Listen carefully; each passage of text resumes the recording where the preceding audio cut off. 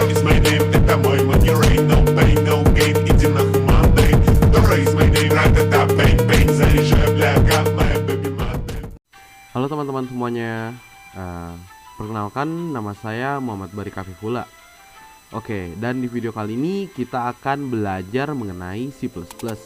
Lebih tepatnya kita akan mengenal terlebih dahulu ya tentang C++ dan membuat program sederhana, itu program Hello World. Oke, saya harap teman-teman semua berada dalam kondisi sehat ya dalam mengikuti pembelajaran ini. Oke, mari kita masuk ke materinya. Oke, kita mesti tahu dulu C++ itu sebenarnya apa. Oke, C++ bisa kita bilang satu dari sekian banyak bahasa pemrograman ya. Bahasa pemrograman itu ada banyak. C++ ini adalah salah satunya. Nah, bahasa pemrograman ini yang membantu user untuk memberikan perintah kepada komputer untuk melakukan tugas. Perintahnya sendiri ada bermacam-macam ya. Ada perintah untuk melakukan decision atau keputusan, ada percobangan, perulangan, dan banyak lagi ya. Oke, C++ sendiri atau bahasa C++ sendiri ini berasal dari bahasa C awalnya ya. Bahasa C ini sendiri dirancang oleh Dennis M. Ritchie di Bell Labs ya. Bahasa C ini juga merupakan bahasa pemrograman tertua yang pernah ada. Oke. Kemudian bahasa C++ ini pertama kali dikembangkan oleh Johannes Rostrup. Oke. Ingin tahu apa perbedaan C dan C++? Harus mau dong. Oke, harus mau tahu kan? Ya kan? Oke, lanjut. Nah, ini perbedaan paling mendasar dari C dan C++. Nah, bisa kita lihat sendiri bahwa C itu tidak menggunakan kelas dan objek, sementara C++ menggunakan mendukung penggunaan kelas dan objek. Oke. Nah, cara C++ bekerja. Oke, ada 4 step ya.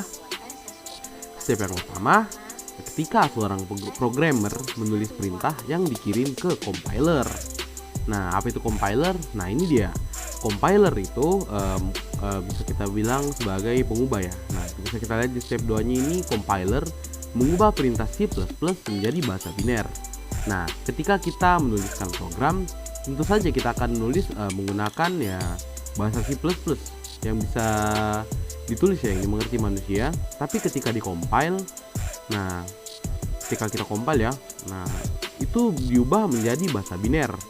Karena bahasa biner itu merupakan bahasa yang dimengerti oleh komputer ya, 1 dan 0 ya. Oke. Nah, kemudian perintah biner itu dikirim ke komputer. Nah, setelah itu komputer akan membaca dan melakukan perintah sesuai yang telah diberikan atau ditulis oleh seorang programmer. Oke, selanjutnya, nah di sini ada perintah atau sintaks dari program Hello World ya. Nah, bisa kita lihat ya. Oke, langsung saja kita akan coba untuk praktikan langsung ya di aplikasi Dev C++. Baik, sekarang kita sudah berada di dalam aplikasi Dev C++ ya. Oke, pertama kita akan membuat source file baru ya, atau bisa langsung aja klik Ctrl N. Oke. Kemudian kita ketikkan sesuai yang ada di gambar ya. Oke.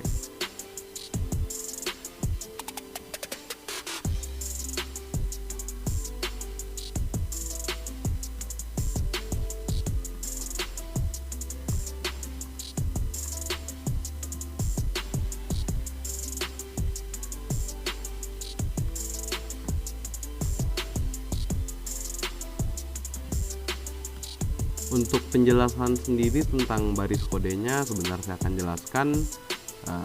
Terdapat juga beberapa penjelasan yang ada di PPT yang akan sebentar saya bacakan juga. Oke, ikuti saja, ikutin terlebih dahulu.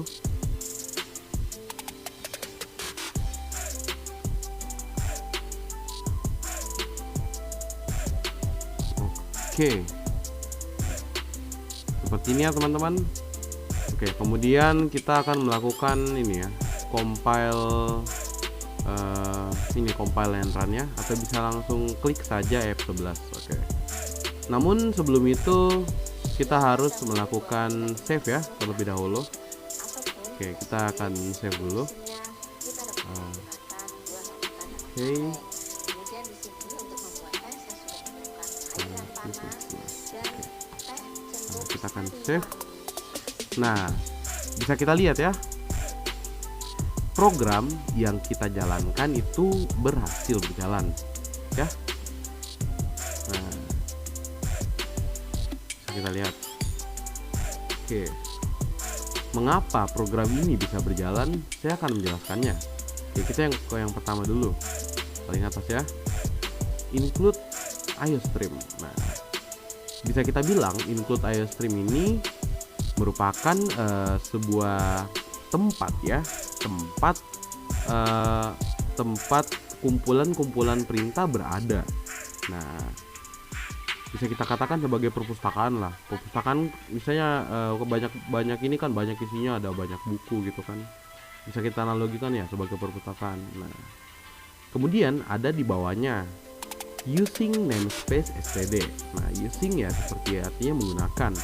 Namespace ini bisa kita ibaratkan sebagai buku dan std sebagai tema dari buku. Nah, ya meskipun asalnya namespace ini adalah ini ya program ya, kode-kode program, oke. Ya, jadi kalau bisa apa ya, bisa kita ibaratkan ya, std ini tema buku ya. Buku bertemakan std ini bisa kita temukan di perpustakaan IOStream. Nah, mereka ini tidak bisa dipisahkan ya. Karena misalnya ketika kita menghapus salah satu ya, misalnya kita menghapus ini. Nah, kita coba jalankan ya, F11, pasti akan error. Karena kita hanya tahu tempat kumpulan programnya di mana, tapi kita tidak tahu program mana yang kita panggil atau bawa ya teman-teman. Nah, kemudian coba kita hapus ini ya. Coba misalnya ada yang nanya, "Bang, coba hapus ini, Bang. Coba hapus tempatnya." Oke, kita hapus. Nah, sekarang kan kita tinggal dianalogikan ya, tinggal menggunakan buku ini dengan tema ini. Nah, coba kita jalankan lagi. Nah, tetap tidak bisa. Kenapa? Nah, karena buku ini tidak bisa menemukan librarinya ya, perpustakaannya, tempat di mana kumpulan program itu berada. Makanya ini berdua jodoh gitu ya, jodoh teman-teman ya, seperti itu. Nah, oke. Kemudian di sini kita punya integer main ya, kita punya integer main. Nah, integer main ini bisa kita katakan yang paling pertama dijalankan gitu dari sebuah program gitu. Misalnya ada main fungsi lain gitu. Oh iya, integer main itu fungsi main ya. Fungsi main itu cuma bisa ada satu. Misalnya kita membuat fungsi lain gitu. Ada, boleh, nggak apa-apa, bikin aja. Tetap yang jalan pertama duluan integer main. Mau ditaruh integer mainnya misalnya paling bawah gitu. Terus kita bikin suatu fungsi lain gitu di atas ini. Bisa, nggak apa-apa. Tidak masalah, tetap integer main yang akan paling pertama ya, seperti yang paling pertama dijalankan. Oke. Nah, kemudian kita lihat ada kurung kurawal di sini ya. Nah, di dalam kurung kurawal ini, nah ini dia program yang kita tuliskan ya. Apa yang akan terjadi gitu. Nah, bisa kita lihat di sini cout ya. Cout bisa kita bilang perintah untuk mengeluarkan.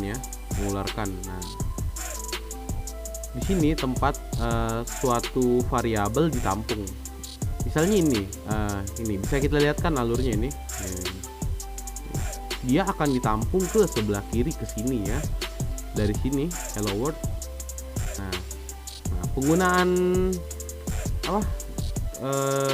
koma atas ini, 2 koma atas ini. Apa istilahnya, petik ya. Nah, pokoknya itu ini menandakan bahwa tipe datanya string. Jadi kita tidak perlu mendefinisikan tipe datanya lagi ya. Langsung saja menggunakan ini. Nah, bisa kita lihat. Nah, ini dia. Nah, inline ini gunanya apa, Bang? Nah, kalau ada yang nanya ya. Nah, inline itu gunanya untuk ya, untuk bisa kita bilang kalau kayak bisa kita analogikan kalau di keyboard tuh kayak enter. Nah, misalnya kayak gini. Misalnya kita tidak menggunakan inline di sini, langsung begini saja. Oke, kita lihat ya, tidak ada bedanya. Iya, benar. Tetapi kalau kita bikin lagi di bawah ya, misalnya, nah kita bagi ya. Misalnya hello, terus di sini word, gitu kan. Nah, coba kita jalankan lagi. Nah, ini tidak akan ada enter spasinya meskipun kita taruh di bawah ya Bang ya. Tapi coba kita ini ya. Coba kita taruh yang namanya inline, NDL ya. Kita coba. Nah, bisa kita lihat. Oh iya, bagus kalau dari tadi saya zoom in. Nah, bisa kita lihat ya. Terspasi ya teman-teman. Oke, kemudian kalau ada yang nanya lagi, ini return apa lagi Bang? Nah, return ini bisa kita katakan sebagai ini ya, untuk mengembalikan fungsi kembali seperti semula gitu. Oh iya, dan juga sebagai pertanda kalau kode perintah yang kita buat itu berjalan tanpa adanya error.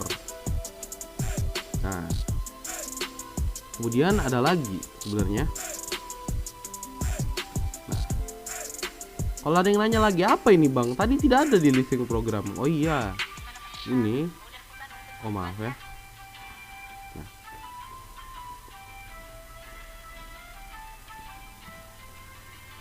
Nah, ini sebenarnya untuk ini ya teman-teman.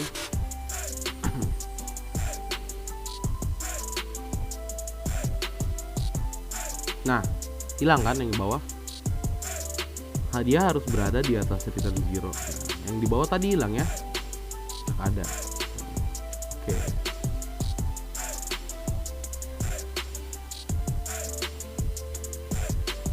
Ya, bisa kita lihat ya. Ya mungkin segini untuk praktik langsung di C++-nya. Kita akan kembali ke PPT ya. Oke, kita tadi sudah melakukan praktik langsung ya di aplikasi Dev C++. Oke, kemudian ya kita lanjut. Bisa kita lihat tadi ada beberapa perintah penting ya, seperti include IOStream, using namespace, dan integer main ya. Ada juga mungkin return 0, cout, dan lain-lain ya. Mungkin akan kita belajar lebih dalam lagi di video selanjutnya. Oke, di video ini kita akan mempelajari 3 hal ini dulu ya, include IOStream. Seperti yang bisa kita bilang tadi, ini adalah lokasi kumpulan dari perintah ya. Nah, the include IOStream ini. Nah, sementara using namespace jadi ini kumpulan perintahnya. Kalau ada lokasi tapi kita tidak mengspesifikasikan kumpulan perintah, tidak akan bisa jalan ya. Tapi kalau kita ada kumpulan perintah tapi lokasinya tidak jelas di mana, nah sama juga tidak akan bisa. Nah, kemudian ada juga ini integer main ya. Seperti yang dijelaskan tadi, ini tempat awalnya ya program berjalan setelah dieksekusi ya, di compile ya maksudnya. Compile. Nah, ini akan berjalan pertama kali di sini. Ya. Mau ditaruh di bawah kayak di atas. Pokoknya yang pertama kali jalan di integer main. Oke. Oke, kemudian sepatah kata ya sebelum mengakhiri video pembelajaran kali ini. Nah, mau diartikan nggak? Udah diartikan. Oke. Semua orang di negara ini, di negeri ini, negeri, oke sama aja, harus belajar tentang program sebuah komputer. Nah, ini karena apa ya? Ini karena program komputer inilah yang mengajari kita bagaimana cara untuk berpikir. Nah, ini dikemukakan oleh Steve Jobs ya. Dan ya mungkin segini saja video pembelajaran dari saya. Saya mengucapkan terima kasih banyak bagi teman-teman sekalian yang mengikuti sampai sekarang ya. Mengikuti sampai videonya berakhir lebih tepatnya. Jika ada yang ingin ditanyakan bisa komen. Mungkin boleh klik like, subscribe, dan lain-lainnya. cuma tambahan, bagikan ya, berbagi ilmu dengan teman-teman yang lainnya. Kemudian bisa Gmail kalau mau bahas yang sesuatu yang serius, ada nomor WhatsApp. Kemudian ada Instagram juga dari perkumpulan tim ya, tim saya. Oke. Ya, mungkin cukup segitu saja. Saya Muhammad Barik Kafifullah pamit. Assalamualaikum warahmatullahi wabarakatuh.